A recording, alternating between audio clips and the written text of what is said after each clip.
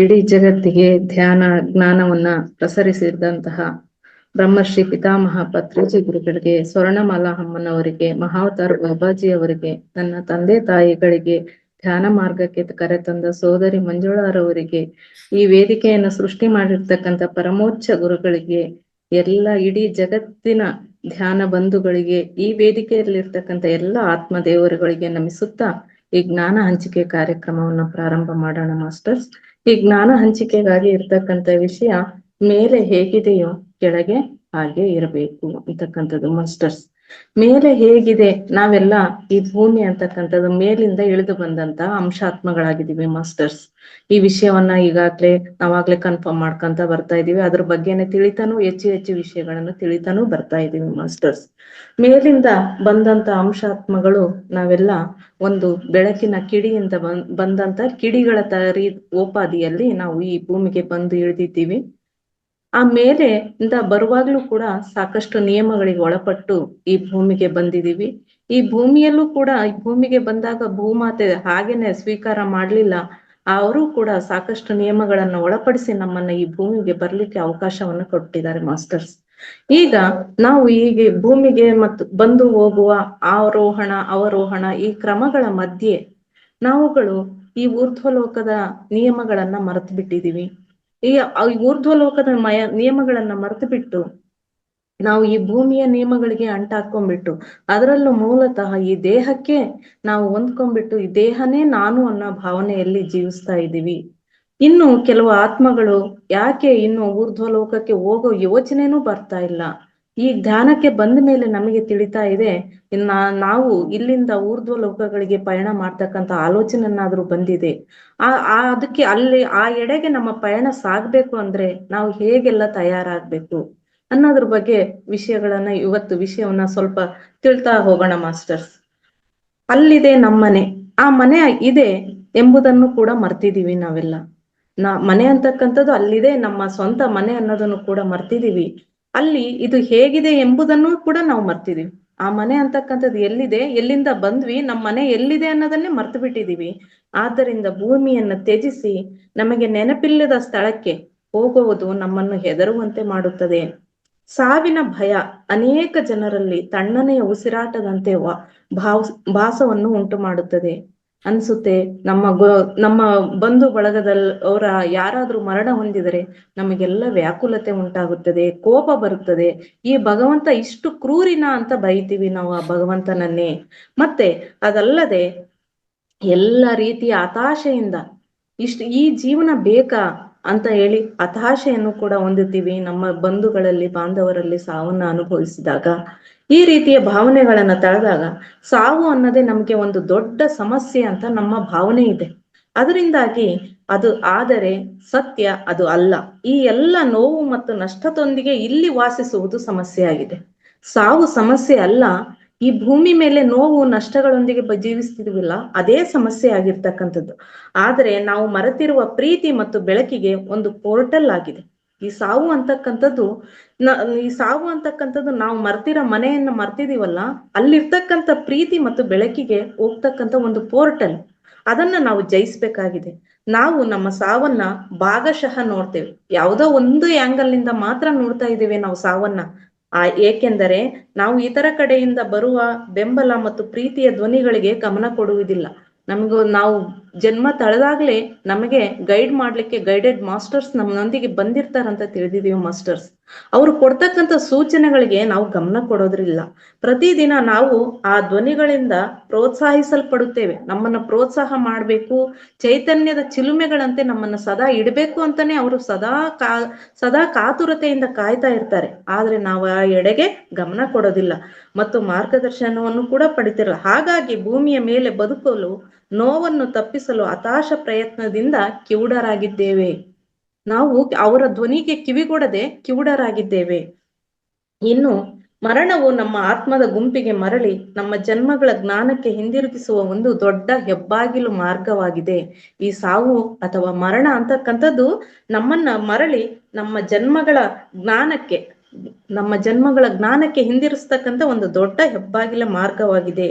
ಸಂಪೂರ್ಣತೆಯ ಪ್ರಜ್ಞೆಯನ್ನು ಪ್ರೀತಿಯಿಂದ, ಜ್ಞಾನದಿಂದ, ಸಂಪರ್ಕದಿಂದ ಆ ಹೆಬ್ಬಾಗಿಲು ಅಂತಕ್ಕಂಥದ್ದು ನಮ್ಗೆ ಏನನ್ನು ತೋರಿಸ್ತದೆ ಅಂತ ಅಂದ್ರೆ ಮಾಸ್ಟರ್ಸ್, ನಮಗೆ ಸಂಪೂರ್ಣತೆಯ ಪ್ರಜ್ಞೆಯನ್ನ ಪ್ರೀತಿಯಿಂದ, ಜ್ಞಾನದಿಂದ, ಸಂಪರ್ಕದಿಂದ ನಮಗೆ ಸೂಚಿಸುತ್ತೆ. ಭೂಮಿಯ ಮೇಲೆ ಮರಣಾನಂತರ ಜೀವನದಲ್ಲಿ ಅತ್ಯಂತ ಸಮಸ್ಯಾತ್ಮಕವಾಗುವುದು ಏನೆಂದರೆ ಭಯ. ನಮ್ಗೆ ಮುಖ್ಯವಾಗಿ ಇರ್ತಕ್ಕಂಥದ್ದು ಭಯ. ಏನಪ್ಪ, ನಾನ್ ಸತ್ ಮೇಲೆ ಏನು ಅಂತಕ್ಕಂಥ ಭಯ ಜೀವಂತವಾಗಿ ಇರುವಾಗ್ಲೇ ಅನುಭವಿಸ್ತೀವಿ.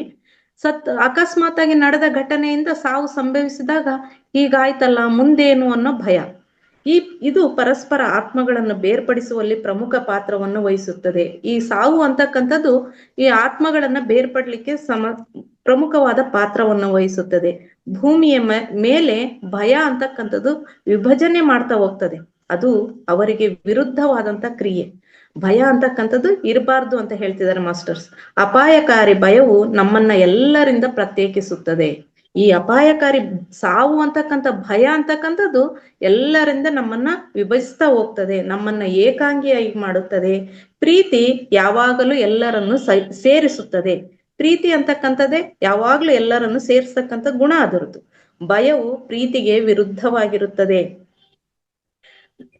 ಪ್ರತ್ಯೇಕಿಸುತ್ತದೆ, ಏಕತ್ವವನ್ನು ನಿರಾಕರಿಸುತ್ತದೆ. ಈ ಭಯ, ಸಾವಿನ ಭಯ ಅಂತಕ್ಕಂಥದ್ದು ನಮ್ಮಲ್ಲಿ ಹೆಚ್ಚಾದಾಗ ನಮ್ಮನ್ನ ಪ್ರತ್ಯೇಕವಾಗಿಡುತ್ತೆ ಮತ್ತು ಏಕತ್ವದಿಂದ ನಿರಾಕರಣೆ ಮಾಡುತ್ತದೆ. ಸಾವಿನ ಭಯ ಮರಣಾನಂತರದ ತಂಗುದಾಣವನ್ನು ಖಾಲಿ ಹಾಗೂ ಕತ್ತಲೆ ಹಾಗೆ ಕಾಣಿಸುವಂತೆ ಮಾಡುತ್ತದೆ. ನಾವು ಸಾವನ್ನು ಹೊಂದಿದ ನಂತರ ಮರಣಾನಂತರದ ತಂಗುದಾಣ, ನಾವು ಮರಣ ಹೊಂದಿದ ತಕ್ಷಣ ಒಂದೇ ಸರಿ ಊರ್ಧ್ವ ಲೋಕಗಳಿಗೆ ಹೋಗಕ್ಕಾಗಲ್ಲ ಮಾಸ್ಟರ್ಸ್. ಅಲ್ಲಿ ಒಂದು ಗೇಟ್ ವೇ ಅಂತ ನಿರ್ಮಾಣ ಇರುತ್ತೆ, ಅದನ್ನ ತಂಗುದಾಣ ಅಂತ ಕರೀತಾರೆ ಮಾಸ್ಟರ್ಸ್. ಖಾಲಿ ಹಾಗೂ ಕತ್ತಲೆ ಹಾಗೆ ಕಾಣಿಸುವಂತೆ ಮಾಡುತ್ತದೆ. ಈ ಭಯ ಅಂತಕ್ಕಂಥದ್ದು ನಮ್ಮನ್ನ ಆ ರೀತಿಯಾಗಿ ತಂಗುದಾಣದಲ್ಲಿ ತಂಗುವಂತೆ ಮಾಡುತ್ತದೆ ಮಾಸ್ಟರ್ಸ್. ಆ ತಂಗುದಾಣದಲ್ಲಿ ಏನ್ ಕಲಿಬೇಕಾಗ್ತದೆ, ನಮ್ಮಲ್ಲಿ ನಾವು ಸಾಯುವುದಕ್ಕಿಂತ 40 ನಿಮಿಷಗಳ ಮುಂಚೆ ನಮ್ಮ ಸಾವಿಗೆ ಪೂರ್ವ ತಯಾರಿ ಅಂತಕ್ಕಂಥದ್ದು ಹೇಗಿರಬೇಕು, 40 ನಿಮಿಷ ಮುಂಚೆ ನಾವು ಯಾವ ರೀತಿಯಲ್ಲಿ ಮರಣವನ್ನು ಸ್ವೀಕಾರ ಮಾಡ್ತೀವಿ ಅನ್ನೋದ್ರ ಮೇಲೆ ನಮ್ಮ ಮುಂದಿನ ಲೋಕಗಳು ಕೂಡ ನಿರ್ಧಾರ ಆಗ್ತದೆ ಮಾಸ್ಟರ್ಸ್. ಹಾಗಾಗಿ ನಾವು ಆ ತಂಗುದಾಣವನ್ನ, ಈ ಮರಣ ನಂತರ ಇಳಿಯುವ ಗೇಟ್ವೇ ಅಂದ್ರೆ ನಕ್ಷೆಯ ಮೇಲೆ ನಿಗದಿತ ಸ್ಥಳದಲ್ಲಿ ಕಾಲೇಜ್ಗೆ ಹೋದಾಗ ಮಕ್ಕಳುಗಳು ಹೊಸದಾಗಿ ಹೆಂಗೆ ವೆಲ್ಕಮ್ ಪಾರ್ಟಿ ಮಾಡ್ತಾರಲ್ಲ ಮಾಸ್ಟರ್ಸ್, ಆ ರೀತಿ ಆ ತಂಗುದಾಣವನ್ನ ವಿವರಣೆ ಮಾಡ್ತಾರೆ ಮಾಸ್ಟರ್ಸ್. ಹೀಗೆ ಪೂರ್ವಭಾವಿ ದೃಷ್ಟಿಕೋನ ತಯಾರಿಕೆಗಾಗಿ ಕಾರ್ಯಕ್ರಮ ಹೇಗಿರುತ್ತದೋ ಹಾಗೆ ದೇಹರಹಿತವಾಗಿರಲು ಅಭ್ಯಾಸ ಮಾಡಿಕೊಳ್ಳಲು, ಅಂದ್ರೆ ದೇಹವನ್ನು ಬಿಟ್ಟು ತೊರೆದು ಹೋದಾಗ ಆತ್ಮ ಈ ದೇಹ ಇಲ್ದಲೆ ಜೀವಿಸ್ಬೇಕಲ್ಲ ಮಾಸ್ಟರ್ಸ್, ಅದನ್ನ ಅಭ್ಯಾಸ ಮಾಡಿಕೊಳ್ಳಿಕ್ಕೆ ಇರುವ ಒಂದು ಶಕ್ತಿ ಪ್ರದೇಶವೇ ಈ ಗೇಟ್ವೇ ಅಂತಕ್ಕಂಥದ್ದು. ಇಲ್ಲಿ ಆತ್ಮಗಳಿಗೆ ಶಾಂತಿಗೊಳಿಸಿ ಸೂಚನೆಗಳನ್ನ ನೀಡಲಾಗುತ್ತದೆ. ಆ ಆತ್ಮಕ್ಕೆ ಶಾಂತಿಯನ್ನ ನೀಡಿಬಿಟ್ಟು ಸೂಚನೆಗಳನ್ನ ಕೊಡಲಾಗ್ತದೆ, ದೇಹರಹಿತವಾಗಿ ಹೇಗೆ ಜೀವನವನ್ನ ಸಾಗಿಸ್ಬೇಕು ಅಂತಕ್ಕಂಥದ್ದು. ನಿಮಗೆ ಕೆಲವು ದೇಹದ ಭಾಗಗಳು ಇರುವ ಅನುಭವ ಇರುತ್ತದೆ, ಒಂದೇ ಸರಿ ಮರೆಯಕ್ಕಾಗಲ್ಲ ಮಾಸ್ಟರ್ಸ್. ಈ ದೇಹವನ್ನು, ಆತ್ಮ ಅಂತಕ್ಕಂಥದ್ದು ಕೆಲವು ಭಾಗಗಳಾದ್ರೂ ನನಗಿದಾವೆ ಅನ್ನೋ ಭಾವನೆಯಲ್ಲೇ ಇರ್ತದೆ, ಆದರೆ ಅದು ಶಕ್ತಿಯುತವಾಗಿರುತ್ತದೆ. ಇಲ್ಲಿ ಯಾವ ನರಮಂಡಲ, ಸಂವೇದನಶೀಲ ಭಾಗಗಳೂ ಕೂಡ ಇರೋದಿಲ್ಲ, ಆದ್ರೂ ಕೂಡ ಇದಾವೆ ಅನ್ನೋ ಭ್ರಮೆಯಲ್ಲೇ ಇರ್ತದೆ ಆತ್ಮ. ಹೀಗೆ ಆತ್ಮಲೋಕದಲ್ಲಿ ನಾವು ಏನೇ ಯೋಚಿಸಿದರೂ ಅನುಭವಿಸಿದರೂ ಕೂಡ ತಕ್ಷಣಕ್ಕೆ ನಮ್ಮ ಮುಂದಕ್ಕೆ ಬರ್ತದೆ. ಅಂದ್ರೆ ನಾವು ಆತ್ಮ ಸ್ವರೂಪಿಗಳಾಗಿದ್ದಾಗ ಎಷ್ಟು ಅದ್ಭುತವಾಗಿ ಇದ್ವಿ, ಇಲ್ಲಿ ಈಗ ನಾವು ಭೂಮಿ ಮೇಲೆ ಆಗಿರಕ್ಕೆ ಆಗ್ತಾ ಇಲ್ಲ. ಹಾಗಿರ್ಬೇಕು ಅಂದ್ರೆ ನಾವು ಯಾವ ರೀತಿ ನಮ್ಮ ತಯಾರಿಯನ್ನ ಮಾಡ್ಕೋಬೇಕು ಅನ್ನೋದೇ ಮಾಸ್ಟರ್ಸ್ ಇವತ್ತಿನ ಟಾಪಿಕ್ ಕೂಡ. ಹೀಗೆ ಆತ್ಮಗಳು ಪರಿವರ್ತನೆಯ ತಂಗುದಾಣದಲ್ಲಿ ಹಲವು ಕಾಲ ಸಿಕ್ಕಿಕೊಳ್ಳುತ್ತವೆ. ಅವರು ಇನ್ನೂ ಭೂಮಿಯ ಮೇಲೆ ಇದ್ದಾರೆ ಎಂದು ತಿಳಿದು ಭ್ರಮೆಯಿಂದ ಮನೆ, ಕೆಲಸ ಮಾಡುವ ಜಾಗ, ಗೆಳೆಯರು, ಹೀಗೆ ಕನಸಿನ ಲೋಕವನ್ನೇ ಸೃಷ್ಟಿಸಿಕೊಂಡು ತೀವ್ರವಾದ ಭಾವನೆಗಳ ಉನ್ನತ ಸ್ಥಿತಿಯಲ್ಲಿರುತ್ತಾರೆ. ಈ ದೇಹವನ್ನು ಹೊರತಾಗಿ ಹೋದಾಗ ಅದೇ ಭಾವನೆಯಲ್ಲೇ ಇರ್ತಾರೆ. ಆ ರೀತಿಯಾದ ಭಾವನೆಗಳಲ್ಲೇ ಉನ್ನತ ಸ್ಥಿತಿಯಲ್ಲೂ ಕೂಡ ಇರ್ತಾರೆ. ಯಾವ ಆತ್ಮಗಳಿಗೆ ಅವರು ಸತ್ತಿದ್ದಾರೆ ಎಂದು ಗೊತ್ತಿರುವುದಿಲ್ಲೋ, ಯಾರಿಗೆ ಮರಣಾನಂತರದ ಜೀವನದ ಮೇಲೆ ನಂಬಿಕೆ ಇರುವುದಿಲ್ಲವೋ, ಇದನ್ನೇ ಮಾಸ್ಟರ್ಸ್ ನಾವು ಇಲ್ಲಿ ಕಲಿಬೇಕಾಗಿರೋದು ಕೂಡ. ಯಾವ ಆತ್ಮಗೆ ಅಂದ್ರೆ ಪ್ರತಿಯೊಬ್ರು ಕೂಡ ಈ ಭೂಮಿಯನ್ನು ತೊರಿಬೇಕು, ಅದು ದೇಹವನ್ನು ತೊರೆದು ಮಾತ್ರ ಹೋಗ್ತಕ್ಕಂಥದ್ದು. ಈ ಆತ್ಮಕ್ಕೆ ಸಾವಿಲ್ಲ, ಆತ್ಮ ಶಾಶ್ವತವಾದದ್ದು. ಮರಣಾನಂತರದ ಜೀವನ ಕೂಡ ಇದೆ, ಮರಣಾನಂತರವೂ ಕೂಡ ಜೀವನ ಇದೆ ಅಂತಕ್ಕಂಥದ್ದು ತಿಳಿದಿರ್ಬೇಕು. ಹಾಗೂ ಮಾರ್ಗದರ್ಶಿಗಳು ಒಂದು ಪ್ರೇರೇಪಿಸುವ ಚಿತ್ರಣ ಮತ್ತು ಆಲೋಚನೆಗಳನ್ನು ನೀಡುವವರೆಗೂ ಪರಿವರ್ತನೆಯ ತಂಗುದಾಣದಲ್ಲಿ ಉಳಿದುಕೊಂಡಿರುತ್ತಾರೆ. ಇದು ಒಂದು ರೀತಿಯಲ್ಲಿ ಗಾಢ ನಿದ್ರೆಯಲ್ಲಿ ಇರುವವರನ್ನು ತಳ್ಳಾಡಿ ಅಲುಗಾಡಿಸಿ ಪಿಸು ಮಾತಿನಲ್ಲಿ ಮತ್ತು ಕಿರುಚಾಡಿ ಎಚ್ಚರ ಮಾಡುವ ಹಾಗೆ. ಈ ಸ್ಥಿತಿ ಹೇಗಿರ್ತದೆ ಅಂತ ಹೇಳಿದ್ರೆ, ಗಾಢ ನಿದ್ರೆಯಲ್ಲಿ ಇರ್ತಕ್ಕಂಥವರನ್ನ ತಕ್ಷಣನೇ ಎಬ್ಬರಿಸಿದ್ರೆ ಯಾವ ರೀತಿ ಉಂಟಾಗ್ತದಲ್ಲ ಮಾಸ್ಟರ್ಸ್, ಆ ಸ್ಥಿತಿ ಆ ರೀತಿಯ ಸಂದರ್ಭ ಇಲ್ಲಿ ಸೃಷ್ಟಿ ಆಗ್ತದೆ ಅಂತ ಹೇಳ್ತಿದ್ದಾರೆ ಮಾಸ್ಟರ್ಸ್. ಬಲವಂತವಾಗಿ ಹಸ್ತಕ್ಷೇಪ ಮಾಡಿ ಗೊಂದಲದಲ್ಲಿರುವ ಆತ್ಮಗಳಿಗೆ ಆತ್ಮಲೋಕದ ಬಗ್ಗೆ ಜಾಗೃತಿ ಮೂಡಿಸುತ್ತಾರೆ. ದೇಹವನ್ನು ಬಿಟ್ಟು ಬಂದಿದ್ದೀನಿ ಅನ್ನೋ ಭ್ರಮೆಯಲ್ಲಿ ಇರ್ತಕ್ಕಂಥ ಆತ್ಮಕ್ಕೆ ಹಲೋ ಅಂತ ಹೇಳಿ ಹೆಂಗೆ ಮುಟ್ಟಿ ಎಚ್ಚರಿಸ್ತೀವಲ್ಲ ಮಾಸ್ಟರ್ಸ್, ಹಾಗೆ ಅಲ್ಲಿರ್ತಕ್ಕಂಥ ಆತ್ಮಲೋಕದಲ್ಲಿರ್ತಕ್ಕಂಥವರಿಗೆ ಆತ್ಮಲೋಕದವರು ಜಾಗೃತಿಯನ್ನು ಮೂಡಿಸ್ತಾರೆ. ಈಗ ನಿನ್ನಲ್ಲಿ ದೇಹ ಇಲ್ಲ, ಆತ್ಮಸ್ಥಿತಿಯಲ್ಲಿ ಇರು, ಆತ್ಮದಲ್ಲೇ ಇದ್ದೀಯಾ, ನಿನ್ನಲ್ಲಿ ಯಾವುದೇ ದೇಹದ ಭಾಗಗಳು ಇಲ್ಲ ಅಂತ ಹೇಳ್ಬಿಟ್ಟು ಎಚ್ಚರಿಕೆ ಮೂಡಿಸ್ತಾರೆ ಮಾಸ್ಟರ್ಸ್. ಯಾವ ಆತ್ಮಗಳು ಗೊಂದಲದಲ್ಲಿ ಇರುತ್ತಾರೋ ಹಾಗೂ ಯಾರು ಭ್ರಮೆಗಳಿಗೆ ಒಳಗಾಗಿ ಶಾಂತಿಯುತ ತಂಗುದಾಣವನ್ನು ಗುರುತಿಸಲಾಗುವುದಿಲ್ಲವೋ, ಯಾರು ಭ್ರಮೆಯಲ್ಲೇ ಇರ್ತಾರೆ, ನಾನು ಇನ್ನೂ ಭೂಲೋಕದಲ್ಲೇ ಇದ್ದೀನಿ ಅನ್ನೋ ಭ್ರಮೆಯಲ್ಲೇ ಇರ್ತಾರೋ ಅವರನ್ನ ಚಿಕಿತ್ಸೆಯ ಜಾಗದಕ್ಕೆ ಕರೆದೊಯ್ಯಲಾಗುತ್ತದೆ. ಇವರಿನ್ನೂ ಭ್ರಮೆ ಬಿಟ್ಟಿಲ್ಲ, ಭ್ರಮ ನಿರಸರಾಗಿದ್ದಾರೆ ಅಂತ ಭಾವಿಸಿ ಇವರನ್ನ ಚಿಕಿತ್ಸಕ ಕೊಠಡಿಗೆ ಕರೆದೊಯ್ಯಲಾಗುತ್ತದೆ. ಅಲ್ಲಿ ಅವರಿಗೆ ಪ್ರಭಾವಿ ತಂತ್ರದೊಂದಿಗೆ ಚಿಕಿತ್ಸೆ ಕೊಡಲಾಗುತ್ತದೆ. ಅಲ್ಲಿ ಅವರಿಗೆ ವಿಶೇಷವಾದ ಪ್ರಭಾವಿ ತಂತ್ರಜ್ಞಾನದ ಮುಖಾಂತರ ಚಿಕಿತ್ಸೆ ಕೊಡಲಾಗುತ್ತದೆ. ಯಾವ ಆತ್ಮಗಳು ತಮ್ಮ ಗತ ಜನ್ಮದ ಅನುಭವಗಳಿಂದ ಭಾವನೆಗಳಿಂದ ಅತಿ ಹೆಚ್ಚು ಹಾನಿಗೆ ಒಳಗಾಗಿರುತ್ತಾರೋ ಅವರನ್ನು ಚಿಕಿತ್ಸಾ ಸ್ಥಳದಲ್ಲಿ ಬರಮಾಡಿಕೊಳ್ಳುತ್ತಾರೆ. ಆ ಚಿಕಿತ್ಸಾ ಸ್ಥಳದಲ್ಲಿ ಉತ್ತಮವಾದ ವೈದ್ಯರು ಇರ್ತಾರೆ, ಅವರು ಇವರನ್ನ ಬರಮಾಡಿಕೊಳ್ತಾರೆ. ಆ ಆತ್ಮಗಳಿಗೆ ತೀವ್ರವಾದ ನಿಗದ ಅವಶ್ಯಕತೆ ಇದೆ. ಇಲ್ಲಿ ಹೆಂಗೆ ನಾವು ಭೂಲೋಕದಲ್ಲಿ ಭಾವಿಸ್ತೀವಲ್ಲ ಮಾಸ್ಟರ್ಸ್, ICU ಅಲ್ಲಿ ಇಡೋದು ಅಂತ ಹೇಳ್ಬಿಟ್ಟು, ಆ ಸ್ಥಿತಿ ಊರ್ಧ್ವಲೋಕದಲ್ಲಿ ನಮಗಿಂತ ಮೊದಲೇ ಅಲ್ಲಿ ಜ್ಞಾನ ಅಲ್ಲಿದೆ ಮಾಸ್ಟರ್ಸ್. ಆ ರೀತಿಯಾಗಿ ಆತ್ಮಕ್ಕೂ ಕೂಡ ಅಲ್ಲಿ ICU ಒಳಗೆ ಚಿಕಿತ್ಸೆಗಿಟ್ಟಂಗೆ ಇಟ್ಟುಬಿಟ್ಟು ಭ್ರಮೆಯಲ್ಲಿ ಕಳೆದುಕೊಂಡಿರುವ ಮರೆತು ಹೋಗಿರುವ ಶಕ್ತಿಗಳು ನೆನಪುಗಳನ್ನು ಮರುಕಳಿಸುವುದಕ್ಕಾಗಿ ಅವರ ಆತ್ಮ ಕುಟುಂಬಗಳ ನಡುವಿನ ಬಾಂಧವ್ಯವನ್ನು ಮತ್ತು ಪ್ರತಿ ಜನ್ಮದ ಮರಣಾನಂತರದ ಜೀವನವನ್ನು, ನಾವೇನ್ ಹೇಳ್ತೀವಲ್ಲ ಮಾಸ್ಟರ್ಸ್, ಡ್ರಿಪ್ ಆಗ್ತಾರಲ್ಲ ಮಾಸ್ಟರ್ಸ್, ಆ ರೀತಿ IV ನೀಡುವ ಹಾಗೆ ನೀಡಲಾಗುತ್ತದೆ. ಅಲ್ಲಿ ಚಿಕಿತ್ಸೆಯನ್ನ ಈ ರೀತಿಯಾಗಿ ನೀಡ್ತಾರಂತೆ ಮಾಸ್ಟರ್ಸ್ ಆ ಆತ್ಮಕ್ಕೆ. ಹೀಗೆ ಪ್ರೀತಿಯ ಕಂಪನಗಳು, ಆ ಜಾಗದಲ್ಲಿ ವಿಶಿಷ್ಟವಾದ ಪ್ರೀತಿಯ ಕಂಪನಗಳು ನಮ್ಮನ್ನು ಸುತ್ತುವರಿಯಲ್ಪಡುತ್ತದೆ ಹಾಗೂ ಭೂಮಿಯ ಮೇಲಿನ ಅನುಭವಕ್ಕಿಂತ ಅತೀತವಾದ ಅನುಭವವನ್ನು ಹೊಂದುತ್ತೆ ಆತ್ಮ. ಏಕತ್ವದಲ್ಲಿ ಪೂರ್ಣವಾಗಿ ತಿಳಿದುಕೊಂಡು ಪಾಲನೆ ಮಾಡಬೇಕು. ಈ ಪ್ರೀತಿ ಅಂತಕ್ಕಂಥದ್ದನ್ನು ಗಳಿಸಿದ ಮೇಲೆ ಏಕತ್ವದಲ್ಲಿ ಸಂಪೂರ್ಣವಾಗಿ ತಿಳಿದುಕೊಂಡು ಪಾಲನೆ ಮಾಡಬೇಕು. ಹಾಗೂ ಯಾವಾಗ ಕಂಪನಗಳು ನಮ್ಮನ್ನು ಸ್ಪರ್ಶಿಸುತ್ತವೋ ನಾವು ಎಚ್ಚರಗೊಂಡು ಪ್ರೀತಿಯ ಇರುವಿಕೆಯನ್ನು ನಮ್ಮನ್ನ ಅನುಭವಕ್ಕೆ ತಂದುಕೊಳ್ಳಬೇಕಾಗುತ್ತದೆ. ಇಲ್ಲವಾದರೆ ನೀವು ಅದನ್ನು ಕಳೆದುಕೊಂಡರೆ ಆತ್ಮಲೋಕದಲ್ಲಿ ಕಿವುಡರಾಗಬೇಕಾಗುತ್ತದೆ. ನಾವು ಆ ಪ್ರೀತಿಯ ಕಂಪನಕ್ಕೆ ಸ್ಪಂದನೆ ಆಗದೆ ಹೋದ್ರೆ ನಾವೇನ್ ಆಗ್ಬೇಕಂತ ಅಂದ್ರೆ ಮಾಸ್ಟರ್ಸ್, ಆ ಆತ್ಮಲೋಕದಲ್ಲಿ ಕಿವುಡರಂತೆ ಜೀವಿಸಬೇಕಾಗುತ್ತದೆ. ಸಂದೇಶಗಳು ಮತ್ತು ಸಂವಹನ ಕ್ರಿಯೆಯಲ್ಲಿ ದೊರೆಯುತ್ತದೆ. ಅಲ್ಲಿ ಸಿಗ್ತಕ್ಕಂಥ ಸಂದೇಶಗಳೆಲ್ಲನೂ ಕೂಡ ಸಂವಹನ ಕ್ರಿಯೆಯಲ್ಲಿ ದೊರೀತಾ ಹೋಗ್ತದೆ. ಮಾರ್ಗದರ್ಶಿಗಳು ಟೆಲಿಪತಿ ಸಂದೇಶಗಳು ಕಂಪನಗಳ ಮುಖಾಂತರ ಪ್ರಸರಿಸುತ್ತದೆ. ನಮಗೆಲ್ಲರಲ್ಲೂ ಅಲ್ಲಿ ಸಿಗ್ತಕ್ಕಂಥ ಸಂದೇಶಗಳು ಕಂಪನ ಮುಖಾಂತರ ಹಾಗೂ ಟೆಲಿಪತಿ ಮುಖಾಂತರ ಆ ಸಂದೇಶಗಳು ನಮಗೆ ದೊರೀತಾ ಹೋಗ್ತದೆ. ಭೂಮಿಯ ಮೇಲಿನ ಗಾಳಿಯು ಆತ್ಮಲೋಕದ ಪ್ರೀತಿಯಂತೆಯೇ ಕೆಲಸ ಮಾಡುತ್ತದೆ. ಈ ಭೂಮಿ ಮೇಲೆ ಇರುವಾಗ್ಲೇ ಗಾಳಿ ಅಂತಕ್ಕಂಥದ್ದು ಆತ್ಮಲೋಕದಂತೆಯೇ ಕೆಲಸ ಮಾಡ್ತಾ ಹೋಗ್ತದೆ. ಅದು ನಮ್ಮನ್ನು ಸುತ್ತುವರಿಯಲ್ಪಟ್ಟಿರುತ್ತದೆ. ಈಗ ಜೀವಂತವಿರುವಾಗ ಗಾಳಿ ಅಂತಕ್ಕಂಥದ್ದು ನಮ್ಮನ್ನು ಸುತ್ತು ಎಲ್ಲಾ ಕಡೆನೂ ಇದೆ. ಗಾಳಿ ಇಲ್ಲದ ಪ್ರದೇಶವೇ ಇಲ್ವಲ್ಲ ಮಾಸ್ಟರ್ಸ್. ಅದೇ ರೀತಿ ಆ ಗಾಳಿಯಲ್ಲಿ ಪ್ರೀತಿಯ ಕಂಪನಗಳು ಇರ್ಬೇಕು. ಅದು ಆಧ್ಯಾತ್ಮಿಕ ಜೀವನದ ಮೂಲವಾಗಿದೆ ಹಾಗೂ ಪ್ರೀತಿಯ ಮೂಲಕ ಸಂವಹನವನ್ನು ಕೂಡ ನಡೆಸುತ್ತೇವೆ. ನಾವು ಎಚ್ಚರ ಸ್ಥಿತಿಯಲ್ಲಿದ್ದಾಗ ಆ ಗಾಳಿ ಮುಖಾಂತರ ಬರ್ತಕ್ಕಂಥ ಸಂದೇಶಗಳನ್ನು ಸ್ವೀಕಾರ ಮಾಡ್ತಕ್ಕಂಥ ಸ್ಥಿತಿ ನಮ್ಮಲ್ಲಿ ಬರ್ಬೇಕು. ಹಾಗಾಗಿ ಮರಣಾನಂತರ ಜೀವನಕ್ಕೆ ಬರುವ ಆತ್ಮಗಳಿಗೆ ಕೇಳಿಸಿಕೊಳ್ಳುವುದೇ ಮೊಟ್ಟ ಮೊದಲ ಕೆಲಸವಾಗಿರುತ್ತದೆ. ಮರಣಾನಂತರ ಜೀವನಕ್ಕೆ ಬರುವ ಆತ್ಮಗಳಿಗೆ ಕೇಳಿಸಿಕೊಳ್ಳುವುದೇ ಮೊಟ್ಟ ಮೊದಲ ಕೆಲಸ. ಆದುದರಿಂದ ಯಾವ ಆತ್ಮವು ದ್ವೇಷ ಮತ್ತು ಅಸೂಯೆಯಿಂದ ಕೂಡಿರುತ್ತದೋ ಅಲ್ಲಿ ಕಿವುಡಾಗಿರುತ್ತದೆ. ನಾವು ಈ ಭೂಮಿ ಮೇಲೆ ದ್ವೇಷ ಮತ್ತು ಅಸೂಯೆಯಿಂದ ಕೂಡಿದ್ದೇ ಆದ್ರೆ ಆತ್ಮಸ್ಥಿತಿಯಲ್ಲಿದ್ದಾಗ ನಾವು ಅಲ್ಲಿ ಸಂದೇಶಕರು ಕೊಡ್ತಕ್ಕಂಥ ಸಂದೇಶಗಳನ್ನು ಕೇಳಲಾರದಂತ ಕಿವುಡರಾಗಬೇಕಾಗುತ್ತದೆ ಹಾಗೂ ಚಿಕಿತ್ಸಾ ಸ್ಥಳಕ್ಕೆ ಹೋಗಬೇಕಾಗುತ್ತದೆ.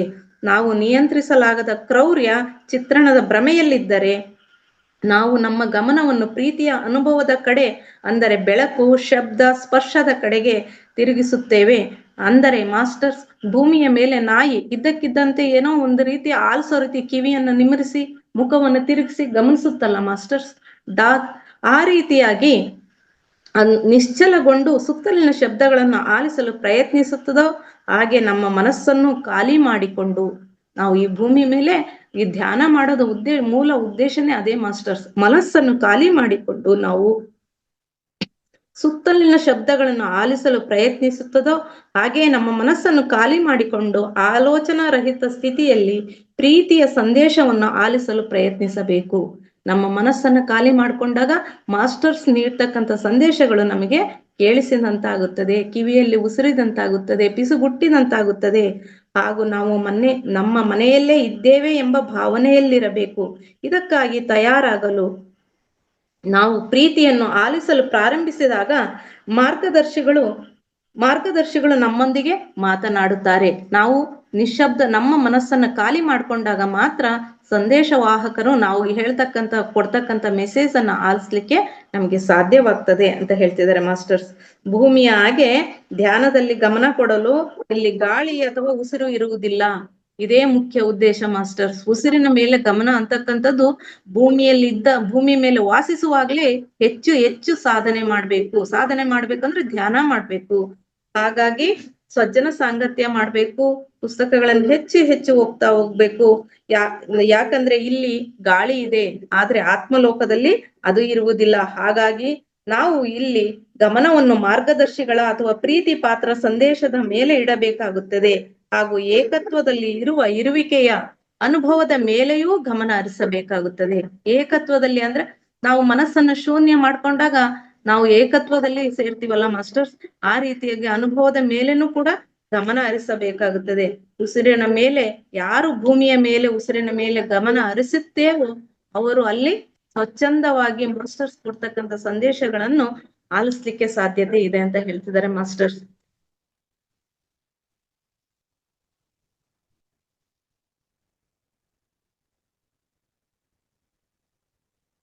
ಆತ್ಮಲೋಕಕ್ಕೆ ಕೆಲವು ಈಗ ಆತ್ಮ ಸ್ವರೂಪಿಗಳು ನಾವು ಇದ್ದಾಗ ಊರ್ಧ್ವ ಲೋಕಗಳಿದ್ದೇವೆ ಅನ್ನೋ ಭಾವನೆ ಇದ್ದಾಗ ನಾವು ಹೋಗ್ತಿದೀವಿ ಮಾಸ್ಟರ್ಸ್.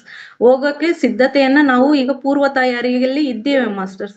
ಆದ್ರೆ ಇನ್ನು ಕೆಲವು ಆತ್ಮಗಳಿಗೆ ಅಜ್ಞಾನದಲ್ಲಿದ್ದಾಗ ನಾವು ಈ ಧ್ಯಾನಕ್ಕೆ ಬರುವುದಕ್ಕಿಂತ ಮುಂಚೆ ಸ್ವರ್ಗ ನರಕ ಅಂತ ಎರಡೇ ಕಲ್ಪನೆಯಲ್ಲಿ ಇದ್ವಿ. ಆದ್ರೆ ಈಗಷ್ಟೇ ತಿಳಿತಿದೆ ಮಾಸ್ಟರ್ಸ್, ಸಹಸ್ರಾರು ಲೋಕಗಳಿವೆ. ಆ ಎಲ್ಲ ಲೋಕಗಳಿಗೂ ಕೂಡ ಹೋಗ್ಲಿಕ್ಕೆ ನಾವು ಈ ಭೂಮಿ ಮೇಲೆ ಇದ್ದಾಗಲೇ ಸಿದ್ಧತೆಯನ್ನ ಮಾಡ್ಕೊಳ್ಬೇಕು. ಹಲವು ಆತ್ಮಗಳಿಗೆ ಮರಣಾನಂತರದ ಜೀವನದಲ್ಲಿ ಮೊದಲ ಬಾರಿಗೆ ಆತ್ಮಲೋಕಕ್ಕೆ ಪ್ರವೇಶವೇ ಸಿಗುವುದಿಲ್ಲ. ಆತ್ಮಲೋಕಕ್ಕೆ ಹೇಳಿದ್ವಲ್ಲ ಮಾಸ್ಟರ್ಸ್, ಗೇಟ್ವೇ ಇರುತ್ತೆ, ಅದರಲ್ಲಿ ಪಾಸ್ ಆದ್ರೆ ಮಾತ್ರ ನಾವು ಆತ್ಮಲೋಕಕ್ಕೆ ಹೋಗ್ಲಿಕ್ಕೆ ಸಾಧ್ಯತೆ ಇದೆ. ಇನ್ನು ಸ್ವಲ್ಪ ಕಾಲ ಗೊಂದಲ ಆಗೋ ಅನಿಶ್ಚಿತತೆಯ ಸ್ಥಿತಿಯಲ್ಲಿ ಇರುತ್ತಾರೆ. ಅವರು ದೇಹದಾರಿಗಳ ಬಗ್ಗೆನೇ ಆಲೋಚನೆ ಮಾಡಿದಾಗ ಅವರು ಆತ್ಮಲೋಕವನ್ನ ಪ್ರವೇಶನೂ ಕೂಡ ಮಾಡಕ್ಕಾಗಲ್ಲ ಮಾಸ್ಟರ್ಸ್. ಉದಾಹರಣೆಗೆ ಈ ದೇಹದ ಬಗ್ಗೆನೇ ಹೆಚ್ಚು ಅವರ ಬಂಧು ಬಾಂಧವರ ಬಗ್ಗೆನೇ, ದೇಹದಾರಿಗಳ ಬಗ್ಗೆ, ಸಂಬಂಧಿಗಳ ಬಗ್ಗೆನೇ ಹೆಚ್ಚು ಒಲುಮೆ ಇರ್ತಕ್ಕಂಥದ್ದು ಇದ್ದಕ್ಕಿದ್ದ ಹಾಗೆ ಮರಣ ಹೊಂದಿದಾಗ ಏನಾಗ್ತದೆ ಅಂದ್ರೆ ಮಾಸ್ಟರ್ಸ್, ವೈದ್ಯರು ಹೇಳ್ತಾರೆ ಇದು ಈಗ ಶವ ಅಥವಾ ಹೆಣ ತಗೊಂಡೋಗಿ ಅಂತ ಹೇಳಿದಾಗ ವೈದ್ಯಾಧಿಕಾರಿಗಳು ಅದರ ದೇಹವನ್ನು ಅಲುಗಾಡಿಸಿ ಕಟ್ಟುವುದನ್ನು ಸಂಕಟದಿಂದ ನೋಡುತ್ತಿರುತ್ತದೆ ಆ ಆತ್ಮವು ಕುಟುಂಬ ಜೀವನಕ್ಕೆ ಇದ್ದ ಒಂದು ಗುರುತನ್ನು ಕಳೆದುಕೊಂಡ ಎಲ್ಲವನ್ನು ಗಮನಿಸುತ್ತಿದ್ದು ದೇಹದಿಂದ ಹೊರಬಂದ ಯಾತನೆಯಲ್ಲಿ ದೇಹದಿಂದ ದೂರ ಹೋಗಲು ಕಷ್ಟಕರವಾಗುತ್ತದೆ. ಅದು ದೇಹದಿಂದ ಹೊರ ಹೋಗ್ಬಿಟ್ಟಿದೆ, ಆದ್ರೆ ಮತ್ತೆ ಮತ್ತೆ ದೇಹವನ್ನು ಸೇರ್ಲಿಕ್ಕೆ ಪ್ರಯತ್ನ ಪಡ್ತದೆ. ಯಾವುದೇ ಕಾರಣಕ್ಕೂ ಆ ಕುಟುಂಬವನ್ನು ಬಿಟ್ಟು ಕೂಡ ದೂರ ಹೋಗ್ಲಿಕ್ಕೆ ಸಾಧ್ಯತೆ ಇರೋದೇ ಇಲ್ಲ ಅಂತ ಹೇಳ್ತಿದ್ದಾರೆ ಮಾಸ್ಟರ್ಸ್, ಅಜ್ಞಾನದಲ್ಲಿ ಇರ್ತಕ್ಕಂಥ ಆತ್ಮ. ಅದಕ್ಕೋಸ್ಕರ ನಾವು ಜ್ಞಾನವನ್ನು ಹೆಚ್ಚು ಹೆಚ್ಚು ಪಡಿತಾ ಹೋಗ್ಬೇಕು. ಸಾವು ಅಂತಕ್ಕಂಥದ್ದು ಬಂದಾಗ ಮಂದಹಾಸವಿರ್ಬೇಕು ಅನ್ನೋ ರೀತಿಯಲ್ಲಿ ನಾವು ಸಿದ್ಧರಾಗ್ಬೇಕು ಅಂತ ಹೇಳ್ತಿದ್ದಾರೆ ಮಾಸ್ಟರ್ಸ್. ದೇಹ ತಣ್ಣಗಾಗುತ್ತದಂತೆ ಆತ್ಮಕ್ಕೆ ಮತ್ತೆ ದೇಹ ಸೇರಿ ಜೀವಂತವಾಗಲು ಸಾಧ್ಯವಾಗುವುದಿಲ್ಲ.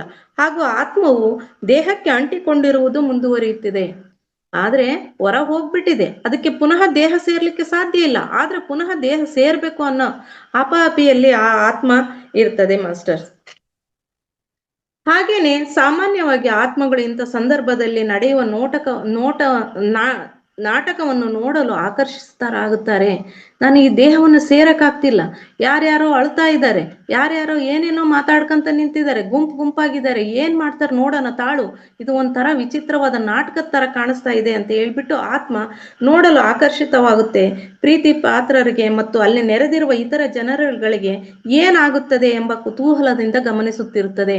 ನಾನು ಇಲ್ಲೇ ಇದ್ದೀನಿ, ಆದ್ರೂ ಕೂಡ ಯಾರು ನನ್ನನ್ನು ಗಮನಿಸ್ತಾ ಇಲ್ಲ, ಏನಾಗ್ತಿದೆ ನೋಡೋಣ ಅಂತ ಹೇಳಿ ಗಮನಿಸುತ್ತೆ. ವಿಚಿತ್ರವೆಂದರೆ ಒಬ್ಬ ಸ್ವಂತ ಸಾವಿನ ಸ್ಥಳ ಮತ್ತು ಸಂದರ್ಭಗಳೊಂದಿಗೆ ಈ ಗೀಳು ಕೆಲವು ಆತ್ಮಗಳಿಗೆ ಸಾಂತ್ವನ ನೀಡುತ್ತದೆ.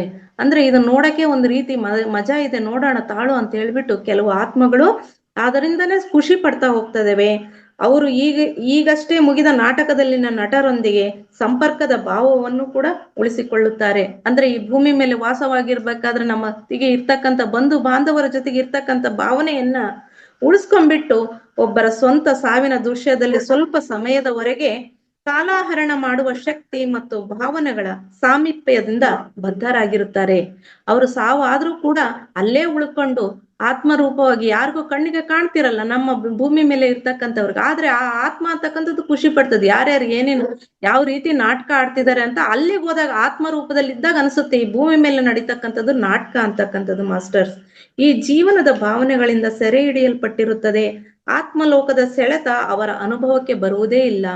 ಅಜ್ಞಾನ ರೂಪ ಆತ್ಮ ಆದಾಗ ಸಂದೇಶಕರು ಕೊಡ್ತಕ್ಕಂಥ ಸಂದೇಶವನ್ನು ಸ್ವೀಕರಿಸದೆ ಕಿವುಡ ರೂಪದಲ್ಲಿ ವಾಸಿಸಿ ಅವರ ಎಳೆತ ಅವ್ರು ಕರೆದೊಯ್ಯಲಿಕ್ಕೆ ಬರ್ತಾರೆ, ಪ್ರೀತಿಯಿಂದ ಮಗುವಿನಂತೆ ಕರೆದೊಯ್ಯಲಿಕ್ಕೆ ಬರ್ತಾರೆ ಅವರನ್ನ. ಆದ್ರೆ ಆ ಎಳೆತದ ಅನುಭವಕ್ಕೆ ಬರುವುದಿಲ್ಲ. ಅವರು ಕೆಲ ಸಮಯ ದೇಹವನ್ನು ಕಳೆದುಕೊಂಡ ಪ್ರೇಕ್ಷಕನಾಗುತ್ತಾನೆ. ಇವರನ್ನೇ ಮಾನವರು ಭೂಮಿ ಮೇಲೆ ಭೂತ ಅಂತ ಭಾವಿಸ್ತಾರೆ. ಇಂಥ ಆತ್ಮಗಳನ್ನೇ ಭೂಮಿ ಮೇಲೆ ಭೂತ ಅಂತ ಹೇಳ್ಬಿಟ್ಟು ಭಾವಿಸ್ತೀವಿ ಮಾಸ್ಟರ್ಸ್. ಈ ರೀತಿಯಾಗಿ ದುಃಖಿತ ಆತ್ಮಗಳಿಗೆ ಚಿಕಿತ್ಸಾ ಸ್ಥಳವೇ ಮೊದಲ ತಂಗುದಾಣ. ಇಂಥ ಆತ್ಮಗಳಿಗೆ ತುಂಬಾ ಎಷ್ಟು ದಿನ ಇರು ಅಂತ ಹೇಳ್ಬಿಟ್ಟು ಕೂಡ ಸಂದೇಶಕರು ಬಿಟ್ಟು ಹೋಗ್ತಾರೆ ಮಾಸ್ಟರ್ಸ್. ದಿವಸ ಆಗುತ್ತೆ, ತಿಥಿ ಆಗುತ್ತೆ, ತಿಂಗಳುಗಟ್ಲೆ ಆಗುತ್ತೆ, ಕೆಲವೊಂದು ಆತ್ಮಗಳು ವರ್ಷಗಟ್ಲೆ ಆದ್ರೂ ಕೂಡ ಆ ಆತ್ಮಗಳ ತಂಗುದಾಣಕ್ಕೆ ಹೋಗ್ಲಿಕ್ಕೆ ಅವರಿಗೆ ಅಜ್ಞಾನದಲ್ಲಿ ಇರೋದ್ರಿಂದ ಅಲ್ಲಿ ಕತ್ತಲೆ ಕೂಪದಲ್ಲಿ ಜೀವನ ಮಾಡ್ಬೇಕಾಗ್ತದೆ ಮಾಸ್ಟರ್ಸ್. ಎಷ್ಟು ದಿನ ಅಂತ ಇದನ್ನೇ ನೋಡಲಿಕ್ಕೆ ಆಗಲ್ಲ ಮಾಸ್ಟರ್ಸ್. ಅವಾಗ ಎಷ್ಟೋ ದಿನ ಹೇಳ್ತಾರೆ ಮಾಸ್ಟರ್ಸ್, ಇದೇ ಪತ್ರಿಜಿ ಗುರುಗಳೇ ಹೇಳ್ತಿದ್ದಾರೆ, ಊರ್ ಹೊರಗಿನ ಹುಣಸೆ ಮರದಲ್ಲಿ ನೇತಾಡ್ತಿರ್ತವೆ ಇಂಥ ಆತ್ಮಗಳು ಎಷ್ಟೋ ಪ್ರೇತಾತ್ಮಗಳಾಗಿ. ಅವುಗಳಿಗೆ ಮುಕ್ತಿ ಸಿಗ್ಬೇಕು ಅಂದ್ರೆ ಧ್ಯಾನದಲ್ಲಿ ಕೂಡ ಧ್ಯಾನದಲ್ಲಿ ಇರುವವರಿಗೆ ಮಾತ್ರ ಸಾಧ್ಯ, ಧ್ಯಾನಿಗಳಿಗೆ ಮಾತ್ರ ಸಾಧ್ಯ ಅಂತ ಆತ್ಮಗಳಿಗೆ ಮುಕ್ತಿ ಸಿಗ್ಲಿಕ್ಕೆ ಅಂತ ಹೇಳ್ತಾರೆ ಮಾಸ್ಟರ್ಸ್. ದುಃಖಿತ ಆತ್ಮಗಳಿಗೆ ಚಿಕಿತ್ಸಾ ಸ್ಥಳವೇ ಮೊದಲ ತಂಗುದಾಣ. ಇದು ಟೆಲಿಪತಿಕ್ ಮತ್ತು ಅತೀಂದ್ರಿಯ ಶಬ್ದದಿಂದ ಕೂಡಿರುತ್ತದೆ. ಅವರಿಗೆ ಮೊದಲ ತಂಗುದಾಣ ಅಂತಕ್ಕಂಥದ್ದು ಆ ಚಿಕಿತ್ಸಾ ಸ್ಥಳನೇ ಆಗಿರ್ತದೆ. ಆದ್ರೆ ಇದು ಟೆಲಿಪತಿಕ್ ಮತ್ತು ಅತೀಂದ್ರಿಯ ಶಬ್ದದಿಂದ ಕೂಡಿರುತ್ತದೆ. ಹಾಗೂ ಕೆಲವು ರೀತಿಯ ತೆರೆದ ಗಾಳಿ ಆಸ್ಪತ್ರೆಯ ನೋಟವನ್ನು ಹೊಂದಿದೆ. ಅಂದ್ರೆ ಇದು ತೆರೆದ ಗಾಳಿಯ ಆಸ್ಪತ್ರೆ ಇರ್ತದಲ್ಲ, ಆ ರೀತಿಯ ನೋಟವನ್ನು ಹೊಂದಿರುತ್ತದೆ. ಜೊತೆಗೆ ಆತ್ಮಗಳು ಚಲನೆ ಇಲ್ಲದೆ ಗಾಢ ನಿದ್ರೆಯಲ್ಲಿರುತ್ತವೆ. ಇವು ಅಜ್ಞಾನದಲ್ಲಿರೋದ್ರಿಂದ ಚಲನೆ ಇರಲ್ಲ, ನಿದ್ರಾಸ್ಥಿತಿಯಲ್ಲಿ ಇದ್ದಂತೆ ಇರುತ್ತವೆ. ಆತ್ಮಗಳು ರಚಿಸಿಕೊಂಡ ಕಥೆಯನ್ನು ಸಂಪೂರ್ಣವಾಗಿ ಬಿಟ್ಟು ಬಿಡಲು ಚಿಕಿತ್ಸೆ ನೀಡುವ ಮಾರ್ಗದರ್ಶಕರು ಮಾರ್ಗದರ್ಶನ ನೀಡುತ್ತಿರುತ್ತಾರೆ. ಅವ್ರು ಏನ್ ಭಾವನೆ ಭೂಮಿಯ ಮೇಲೆ ಜೀವನ ಚರಿತ್ರೆಯನ್ನೇ ಅದನ್ನೇ ಹೇಳ್ತಾ ಅದನ್ನೇ ನೆನಪು ಮಾಡ್ಕೊಂತ ಇರ್ತಾರಲ್ಲ ಮಾಸ್ಟರ್ಸ್, ಅದನ್ನ ಬಿಡ್ಲಿಕ್ಕೋಸ್ಕರ ಆ ಕಥೆಯನ್ನ ಸಂಪೂರ್ಣವಾಗಿ ಬಿಟ್ಟು ಬಿಡ್ಲಿಕ್ಕೋಸ್ಕರ ಚಿಕಿತ್ಸಕರು ಮಾರ್ಗದರ್ಶನ ನೀಡ್ತಾರೆ. ಕೆಲವೊಂದು ಆತ್ಮಗಳ ಕಥೆಗಳು ಮನಸ್ಸಿನಲ್ಲಿ ಕನಸಿನಲ್ಲಿ ಅನುಭವಕ್ಕೆ ಬಂದಿರುತ್ತವೆ. ಇನ್ನು ಕೆಲವು ಆತ್ಮಗಳಿಗೆ ಕಥೆಗಳು ಮನಸ್ಸಿನಲ್ಲಿ ಮತ್ತು ಕನಸಿನಲ್ಲಿ ಅನುಭವಕ್ಕೆ ಬಂದಂತೆ ಆಗುತ್ತೆ. ಕೆಲವು ಆತ್ಮಗಳು ಗಂಭೀರ ಸಮಸ್ಯೆಗಳಲ್ಲಿ ಬಳಲುತ್ತಿರುತ್ತಾರೆ. ಅದಕ್ಕೆ ದೇಹಕ್ಕೆ ಜಾಸ್ತಿ ಅಂಟಿಕೊಂಡಾಗ ಈ ರೀತಿಯ ಸಮಸ್ಯೆಗೆ ಒಳಗಾಗಬೇಕಾಗುತ್ತದೆ. ಆದ್ದರಿಂದ ಹೊರಗೆ ಬರಲು ಅವರು ತೀವ್ರ ಕಲಿಕೆಯಿಂದ ಆಯಾಮಗಳಿಗೆ ಹೋಗಬೇಕಾಗುತ್ತದೆ.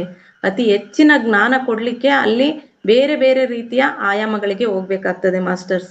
ನಾವು ಹೆಂಗೆ ಬೇರೆ ಬೇರೆ ಶಿಕ್ಷಣವನ್ನು ಪಡಿಲಿಕ್ಕೆ ಶಾಲೆಗಳಿಗೆ ಹೋಗ್ಬೇಕಾಗ್ತದೋ ಅದೇ ರೀತಿಯಲ್ಲಿ ನಮ್ಮನಿಗೆ ಅಲ್ಲೇ ಜ್ಞಾನವನ್ನು ಕೊಡ್ಲಿಕ್ಕೂ ಕೂಡ ಬೇರೆ ಬೇರೆ ಆಯಾಮಗಳಲ್ಲಿ ನಾವು ಕಲಿಬೇಕಾಗ್ತದೆ. ಒಮ್ಮೆ ನಮ್ಮನ್ನು ಚಿಕಿತ್ಸೆಯ ಸ್ಥಳಕ್ಕೆ ನಿಯೋಜಿಸಿದ ನಂತರ ಘಟನೆಗಳ ಮೇಲೆ ನಮಗೆ ಕಡಿಮೆ ನಿಯಂತ್ರಣವಿರುತ್ತದೆ.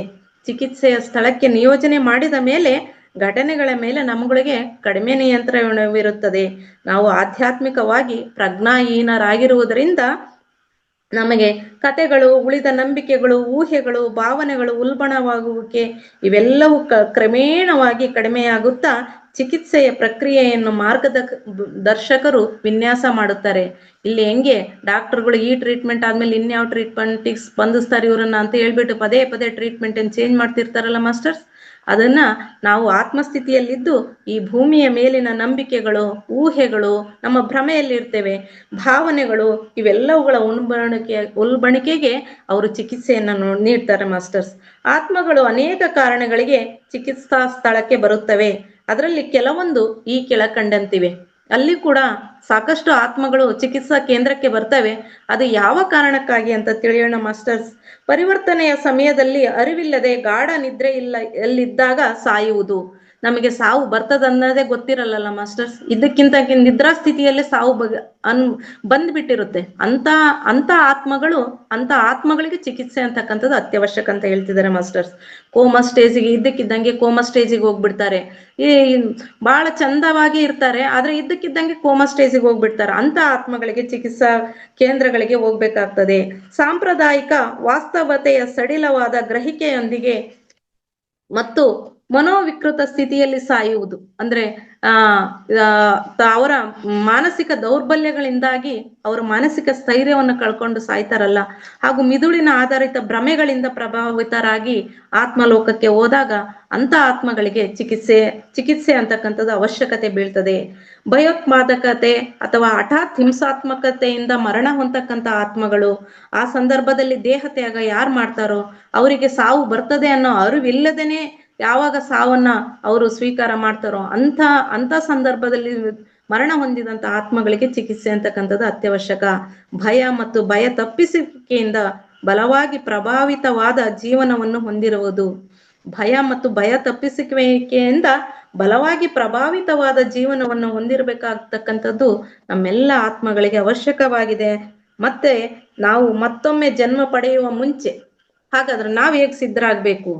ಜನ್ಮ ಪಡೆಯುವ ಮುಂಚೆ ಸಾಕ್ಷಾತ್ಕಾರ ಬೇಕಾದ ವಿಷಯವೇನೆಂದರೆ ಈ ಆಲೋಚನೆಗಳು ಯಾವುದು ನಿಜವಾದುದಲ್ಲ.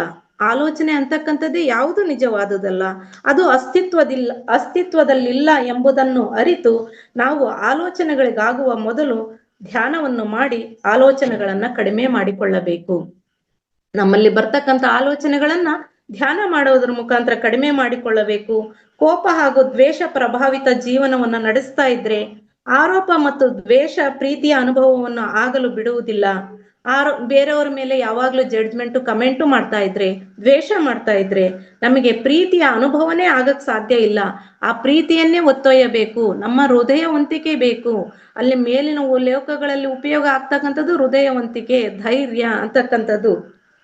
ಹಾಗೂ ಆತ್ಮಗಳು ಕೋಪದಿಂದ ನೋವಿಗೆ ಪ್ರತಿಕ್ರಿಯಿಸುವುದನ್ನು ಕಲಿತಿದ್ದರೆ ಆ ಆತ್ಮಲೋಕಕ್ಕೆ ಪ್ರವೇಶಿಸಲು ಇನ್ನೂ ತಯಾರಾಗಿಲ್ಲ ಅಂತ ಹೇಳ್ಬಿಟ್ಟು ಅರ್ಥ ಆಗ್ತದೆ. ಹಿಂಸೆ ಇನ್ನೂ ಹೆಚ್ಚು ಸಮಸ್ಯಾತ್ಮಕವಾಗಿದೆ. ಹಿಂಸಾಚಾರದ ಘರ್ಷಣೆಯ ಪರಿಣಾಮಗಳು ಅಪರಾಧಿಗಳ ಮೇಲೆ ಹೆಚ್ಚು ಜಡ ಮತ್ತು ವಿಕೃತ ಶಕ್ತಿಯ ಚೀಲಗಳನ್ನು ಸೃಷ್ಟಿ ಮಾಡುತ್ತದೆ. ಈ ಅಪರಾಧಿ ಭಾವ ಅಂತಕ್ಕಂಥದ್ದು ಕೂಡ ಅಲ್ಲಿ ನಮ್ಮ ಊರ್ಧ್ವ ಲೋಕಗಳಲ್ಲಿ ಉತ್ತಮ ಜೀವನ ನಡೆಸಲಿಕ್ಕೆ ಅಡ್ಡಿಪಡಿಸ್ತದೆ. ಆತ್ಮದ ಒಂದು ಭಾಗ ಅಕ್ಷರ ಸಹ ಸತ್ತು ಹೋಗುತ್ತದೆ. ಈ ರೀತಿ ವಿಕೃತ ಮನೋಭಾವವನ್ನು ಹೊಂದಿರ್ದಿರೆ ನಮ್ಮ ಆತ್ಮದ ಒಂದು ಭಾಗವನ್ನ ಅದು ನಾಶ ಮಾಡುತ್ತೆ ಅಂತ ಹೇಳ್ತಿದ್ದಾರೆ ಮಾಸ್ಟರ್ಸ್. ದುರಾಸೆಯಿಂದ ಪ್ರಭಾವಿತವಾದ ಜೀವನವನ್ನು ಹೊಂದಿರುವುದು, ಏಕೆಂದರೆ ಲೋಭವು ಭ್ರಮೆಯ ಉತ್ಪನ್ನವಾಗಿದೆ. ದುರಾಸೆಯ ಪ್ರಭಾವದಿಂದ ಜೀವನ ಇಲ್ಲಿ ಭೂಮಿ ಮೇಲೆ ನಡೆಸ್ತಾ ಇದ್ರೆ ಅಲ್ಲಿ ಆತ್ಮಲೋಕದಲ್ಲಿ ನಮ್ಮ ಜೀವನ ತುಂಬಾ ಸಂಕಷ್ಟಕ್ಕೆ ಒಳಗಾಗುತ್ತೆ ಅಂತ ಹೇಳ್ತಿದ್ದಾರೆ ಮಾಸ್ಟರ್ಸ್. ನಮ್ಮ ಜೀವನವು ಪ್ರೀತಿಸುವುದು, ಹಂಚಿಕೊಳ್ಳುವುದಕ್ಕಿಂತ ಕೊಡುವುದು, ತೆಗೆದುಕೊಳ್ಳುವುದಾಗಿರುತ್ತದೆ. ಆತ್ಮಗಳು ಸೀಮಿತ ಸಂಪನ್ಮೂಲಗಳಿಗಾಗಿ ಹೋರಾಡುತ್ತಾ ಕೋಪ, ದುರಾಸೆಯಿಂದ ಪ್ರತ್ಯೇಕವಾಗಿ ಏಕಾಂಗಿಯಾಗಿ ಬಿಡೋದಕ್ಕಿಂತ ಹೆಚ್ಚಾಗಿ ಸಾಮೂಹಿಕವಾಗಿ ಭಗವಂತನಲ್ಲಿ ಕೇಳಬೇಕಾದ್ರೂ ಕೂಡ ಭಗವಂತ ನನಗೆ ಒಳ್ಳೇದು ಮಾಡು ಅನ್ನೋದಕ್ಕಿಂತ ಇಡೀ ಜಗತ್ತಲ್ಲಿ ನಾನು ಒಬ್ಬ, ಜಗತ್ತಿಗೆ ಒಳಿತು ಮಾಡು, ಅದಕ್ಕೋಸ್ಕರ ವಸುದೈವಕ ಕುಟುಂಬಕಂ ಅಂತಕ್ಕಂಥದ್ದು ಇವೆಲ್ಲ ಭಾವನೆಗಳು ಅದೇ ಉದ್ದೇಶದಿಂದ ಮಾಸ್ಟರ್ಸ್. ಜೀವನವು ಸಂತೋಷವನ್ನು ಸಾಧಿಸುವುದಾಗಿದೆ. ಭ್ರಮೆಯಲ್ಲಿ ನಾವು ದುಃಖ ತಪ್ತ ವೈಫಲ್ಯವನ್ನು ಹೊಂದುತ್ತಾ ಇದ್ದೀವಿ. ಆದರೆ ಜೀವನ ಖುಷಿಯಾಗಿ ಇರುವುದರಲ್ಲಿ ಯಾವುದೇ ಮಟ್ಟದ ನೋವು ದುಃಖದಲ್ಲಿದ್ದರೂ ಕೂಡ ನಾವು ಪ್ರೀತಿಸುವುದನ್ನು ಕಲಿಬೇಕು. ನಮ್ಗೆ ಯಾವ ಮಟ್ಟದ ಯಾವ ಹಂತದ ನೋವು ಇರ್ಲಿ, ದುಃಖ ಇರ್ಲಿ, ಅದರಲ್ಲೂ ಕೂಡ ನಾವು ಪ್ರೀತಿಸೋದನ್ನ ಕಲಿಬೇಕು. ಈ ಒಂದು ಪಾಠ ಅಂತಕ್ಕಂಥದ್ದು ನಾವು ಮೇಲೆ ಮೇಲೆ ಹೇಗಿರ್ಬೇಕು, ಇಲ್ಲಿ ಹೇಗಿರ್ಬೇಕು ಅನ್ನೋದ್ರ ಮೇಲೆ ನಮ್ಮ ಮೇಲಿನ ಲೋಕ ಡಿಪೆಂಡ್ ಆಗೋದ್ರಿಂದ ನಾವು ಇಲ್ಲಿ ಹೇಗಿರ್ಬೇಕು ಅನ್ನೋದನ್ನ ತಿಳಿಬೇಕಾಗಿದೆ ಮಾಸ್ಟರ್ಸ್. ಹತಾಶೆಗೊಂಡ ಆತ್ಮವು, ಅದರಲ್ಲೂ ನಿರ್ದಿಷ್ಟವಾಗಿ ಆತ್ಮಹತ್ಯೆ ಮಾಡಿಕೊಂಡವರು ಪ್ರೀತಿಯ ಕಂಪನಗಳಿಗೆ ಸ್ಪಂದಿಸುವುದಿಲ್ಲ. ಇನ್ನು ಜೀವನವನ್ನು ಅಂತ್ಯ ಮಾಡ್ಕೊಳ್ಳಿಕ್ಕೆ ಆತ್ಮಹತ್ಯೆಗೆ ಹೋದ್ರೆ ಅವರ ಆತ್ಮಗಳು ಯಾವುದೇ ಪ್ರೀತಿಯ ಕಂಪನಗಳಿಗೆ ಸ್ಪಂದನೆ ಮಾಡುವುದಿಲ್ಲ. ಆದರೆ ಆತ್ಮಗಳ ಹತಾಶೆಗಾಗಿ ನಾವು ಅವುಗಳನ್ನ ಅವ್ರು ಹಿಂಗ್ ಮಾಡ್ಕೊಂಡಿದ್ ಸರಿನಾ ತಪ್ಪ ಬೇಕಾಗಿಲ್ಲ, ಅವುಗಳನ್ನು ತೆಗಳೋದು ಬೇಕಾಗಿಲ್ಲ, ಜಡ್ಜ್ಮೆಂಟು ಬೇಕಾಗಿಲ್ಲ. ತೆಗಳುವುದಾಗಲಿ ತೀರ್ಪು ಕೊಡುವುದಾಗಲಿ ಮಾಡಲಾಗುವುದಿಲ್ಲ. ಜಾಗೃತಗೊಳ್ಳಲು ನೂರಾರು ಸಹಸ್ರಾರು ವರ್ಷಗಳು ಬೇಕಾಗುತ್ತದೆ ಮುಂದಿನ ಜನ್ಮ ಪಡಿಲಿಕ್ಕೋಸ್ಕರ. ಅದಕ್ಕೋಸ್ಕರ ಅಲ್ಲಿ ತುಂಬಾ ಕಲಿತು ಮತ್ತೆ ಭೂಮಿಗೆ ಬರ್ಬೇಕಾಗ್ತದೆ. ಈ ಭೂಮಿ ಅಂತಕ್ಕಂಥದ್ದು ಒಂದು ಕ್ರಶ್ ಕೋರ್ಸ್ ಇದ್ದ ಹಾಗೆ. ಮೇಲಿರ್ತಕ್ಕಂಥ ಕರ್ಮ, ಸಂಚಿತ ಕರ್ಮವನ್ನು ಕಳ್ಕೊಳ್ಳಿಕ್ಕೆ ನಾನು ಹೇಗೆ ಆಟವನ್ನು ಆಡ್ಬೇಕಾದ್ರೆ ಈ ಸರಿ ಸೋತಿದ್ದೇನೆ, ಮುಂದಿನ ಸರಿ ಯಾವ ಕಾರಣಕ್ಕೂ ಸೋಲಕ್ ಸಾಧ್ಯ ಇಲ್ಲ, ನಾನು ಗೆದ್ದೇ ಗೆಲ್ತೇನೆ ಅನ್ನೋ ವಿಜಯದ ಸಂಕೇತವನ್ನು ಹೊತ್ತೇ ಈ ಭೂಮಿಗೆ ಬಂದಿರ್ತೀವಿ. ಈ ಭೂಮಿಗೆ ಬರ್ಬೇಕು ಆದ್ರೂ ಕೂಡ ತುಂಬಾ ಧೈರ್ಯನೇ ಇರಬೇಕು ಮಾಸ್ಟರ್ಸ್. ಎಲ್ಲ ಧೈರ್ಯಶಾಲಿಗಳು ಮಾತ್ರ ಭೂಮಿಗೆ ಚಾಲೆಂಜ್ ಅನ್ನ ತಗೊಂಡ್ ಬರ್ತೀವಂತೆ ಆತ್ಮಸ್ವರೂಪರು. ಈ ರೀತಿಯಾಗಿ ನಾವು ಈ ಭೂಮಿ ಮೇಲೆ ಜೀವಿಸ್ಬೇಕಾದ್ರೆ ಅನ್ಯ ಧೋರಣೆ ಬೇಡ. ನಮ್ಗೆ ನಮ್ಮ ಆತ್ಮಧೋರಣೆ ಮಾಡಿಕೊಳ್ಳೋಣ. ನಾವು ಬೇರೆ ಯಾವಾಗ್ಲೂ ಕೂಡ ಇನ್ನೊಬ್ಬರ ಜೀವನದ ಬಗ್ಗೆ ತಿಳ್ಕೊಂಡಷ್ಟು ನಮ್ಮ ಬಗ್ಗೆ ತಿಳಿದಿರಲ್ಲ ಮಾಸ್ಟರ್ಸ್. ಯಾರಾದ್ರೂ ಅವ್ರ ಬಗ್ಗೆ ಹೇಳ್ರಿ ಅಂದ್ರೆ, ಯಾರಾದ್ರೂ ಪಕ್ಕದವ್ರ ಬಗ್ಗೆ ಹೇಳ್ರಿ ಅಂದ್ರೆ ಒಂದು 10 ನಿಮಿಷನಾದ ಗಟ್ಲೆ ಆದ್ರೂ ನಿಮ್ ಬಗ್ಗೆ ನೀವ್ ಹೇಳ್ರಿ ಅಂದ್ರೆ 1-2 ವಾಕ್ಯಗಳನ್ನ ಹೇಳಿ ತಡವರಿಸ್ತಾ ಇರ್ತೀವಿ. ನಮ್ಮ ಬಗ್ಗೆ ನಮಗ್ ಹೇಳ್ಕೊಳ್ಳಕ್ಕೆ ವಿಷಯ ಸಿಕ್ಕಲ್ಲ ಮಾಸ್ಟರ್ಸ್. ಅದಕ್ಕೋಸ್ಕರ ಅನ್ಯ ಧೋರಣೆ ಬೇಡ, ಆತ್ಮೋದ್ಧಾರಣೆ ಮಾಡಿಕೊಳ್ಳೋಣ. DOG ಡಾಗ್ ಅಂತ ಹೇಳಿದ್ವಿ. ನಾಯಿ ಹೇಗೆ ಬೇರೆ ಧ್ವನಿಗಳನ್ನ ಆಲಿಸುತ್ತೋ ಆ ರೀತಿ ಆಗೋದು ಬೇಡ. ನಾವು GOD ಗಾಡ್ ಅದನ್ನೇ ಹಿಂತಿರುಗಿಸಿ ಓದಿದಾಗ GOD ಗಾಡ್ನಂತೆ ಬದುಕಬೇಕು. ಆ ರೀತಿಯಾಗಿ ಕಾಣಿಸುವ ಶರೀರವನ್ನಲ್ಲ, ಕಾಣಿಸದ ಆತ್ಮವನ್ನ ಪೋಷಣೆ ಮಾಡ್ಕೋಬೇಕು ನಾವು ಮಾಸ್ಟರ್ಸ್. ಮಾನವ ಮಹನೀಯನಂತೆ ಜೀವಿಸಿದರೆ ಮಾತ್ರ ಮಾಧವನಂತ ಆಗ್ಲಿಕ್ಕೆ ಸಾಧ್ಯತೆ ಇದೆ. ನಾವು ಊರ್ಧ್ವ ಲೋಕಗಳ ಪ್ರಯಾಣ ಸಾಗಿಸ್ಬೇಕು ಅಂದ್ರೆ ಧೈರ್ಯ, ಬೆಳಕು, ಪ್ರೀತಿ, ತಾಳ್ಮೆ, ಸತ್ಯ, ಸಂತೃಪ್ತ ಭಾವನೆಯಿಂದ ನಮ್ಮ ಜೀವನ ತುಂಬಿದಾಗ, ಆನಂದಮಯ ಜೀವನ ಆಗಿದ್ದಾಗ ಮಾತ್ರ ಊರ್ಧ್ವ ಮೇಲೆ ಹೇಗಿದೆಯೋ ಕೆಳಗೆ ಹಾಗೆ ಜೀವಿಸಿದಂತಾಗುತ್ತದೆ. ಕೆಳಗೆ ಈ ರೀತಿಯ ಜೀವನ ಆದ್ರೆ ಮಾತ್ರ ಮೇಲಿನ ಜೀವನ ಅತ್ಯುತ್ತಮವಾಗಿರುತ್ತದೆ. ಆತ್ಮ ಅಂತಕ್ಕಂಥದ್ದು ಕೆಸರಿದ್ರೂ ಕೂಡ ಕೆಸರಿನಲ್ಲಿ ಕಮಲ ಹೇಗೆ ಅರಳುತ್ತೋ ಆ ರೀತಿಯಾಗಿ ಭೂಮಿ ಮೇಲೆ ಏನೇ ಕಷ್ಟ, ನಷ್ಟ, ನೋವುಗಳಿದ್ರು ನನಗೆ ಇಂಥ ಕ್ಷಣದಲ್ಲಿ ಇದೇ ನೋವು ಬರ್ಲಿ, ಕಾರಣ ಕಾರ್ಯ ಸಂಬಂಧ ಇಟ್ಕೊಂಡೆ ನಾವು ಪ್ರತಿಯೊಂದನ್ನು ಆಯ್ಕೆ ಮಾಡ್ಕೊಂಡ್ ಬಂದಿರ್ತೀವಿ. ಈ ಕೆಸರಿನಲ್ಲಿ ಕಮಲ ಅರಳಿದಂತೆ ನಮ್ಮ ಆತ್ಮವನ್ನು ಅರಳಲು ಆಯ್ಕೆ ಮಾಡಿಕೊಂಡಂತ ಈ ಜೀವನ ಸಾಗಿಸ್ಲಿಕ್ಕೆ ನರಳಾಟ ಬೇಡ, ಅರಳಿಸೋಣ, ನಮ್ಮ ಆತ್ಮೋನ್ನತಿಯನ್ನ ಪಡೆಯೋಣ ಅಂತ ಹೇಳ್ತಾ ಮಾಸ್ಟರ್ಸ್, ನಾವು ಎಲ್ಲ ಕೂಡ ಇನ್ಫಾರ್ಮೇಶನ್ ಅನ್ನ ದಿನಾಲೂ ಕೂಡ ಒಬ್ಬೊಬ್ರು ಜ್ಞಾನ ಹಂಚಿಕೆಗೆ ಬರ್ತಾರೆ. ಇನ್ಫಾರ್ಮೇಶನ್ ಅನ್ನ ಕಲೆಕ್ಟ್ ಮಾಡ್ಕೊಂತೀವಿ. ಅದರಿಂದ ನಾವು ಹೆಚ್ಚು ಪುಸ್ತಕಗಳನ್ನು ಓದೋದ್ ಮುಖಾಂತರ ಅದನ್ನ ಕನ್ಫರ್ಮೇಶನ್ ಮಾಡ್ಕೊಳ್ಳೋಣ. ನಮ್ಮ ಜೀವನವನ್ನ ಟ್ರಾನ್ಸ್ಫಾರ್ಮೇಶನ್ ಮಾಡ್ಕೊಳ್ಳೋದ್ರ ಎಡೆಗೆ ನಮ್ಮೆಲ್ಲರ ಜೀವನ ಸಾಗ್ಲಿ ಅಂತ ಹೇಳ್ತಾ ಮಾಸ್ಟರ್ಸ್, ಈ ಜ್ಞಾನವನ್ನು ಇದುವರೆಗೆ ಆಲಿಸಿದ್ದಕ್ಕಾಗಿ ಎಲ್ಲರಿಗೂ ಅನಂತ ಧನ್ಯವಾದಗಳು. Thank you so much ma'am. Thank you so much.